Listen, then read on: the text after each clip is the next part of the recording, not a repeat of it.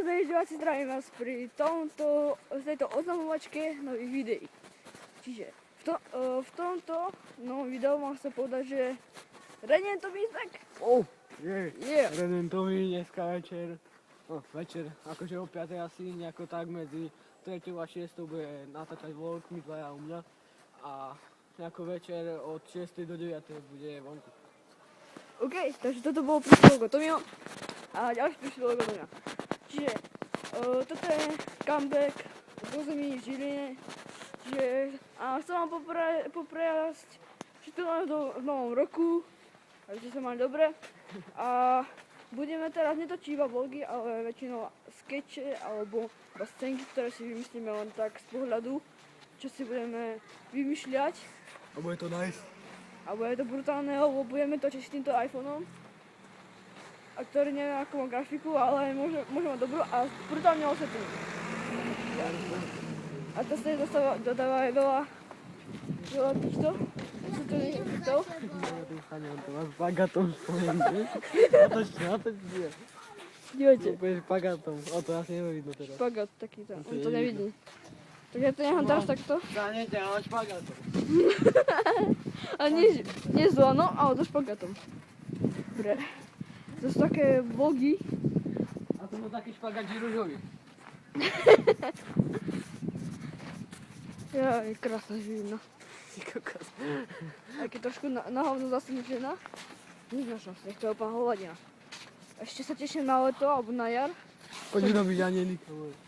Anielika? Tebe hrabe mi bude zima. Teraz mi aj bez anielika. Ešte poď natočiť ten Vianočný stromček. A ten kaktus. Hej, je. O sebe ukázať takú srandu, ktorú sme videli dneska, keď sme šli to po tejto cestičke kolom tých aut. Dívajte na to, hej. Dorite, že si to stiahol. No, dívajte to. Tam vidíte tú malú hovadinu? Ja sa pôjdeme bližšie a uvidíte, čo to je. Čakaj, do druhej ruky. Tommy. Za kamerou som ja Reni. Dívajte na to, to je Cactus Elferdo. Mexický čávo, ktorý nie je zvyknutý na toto prostredie, tak sneh. Ešte to vianočný stromček, extra luxus.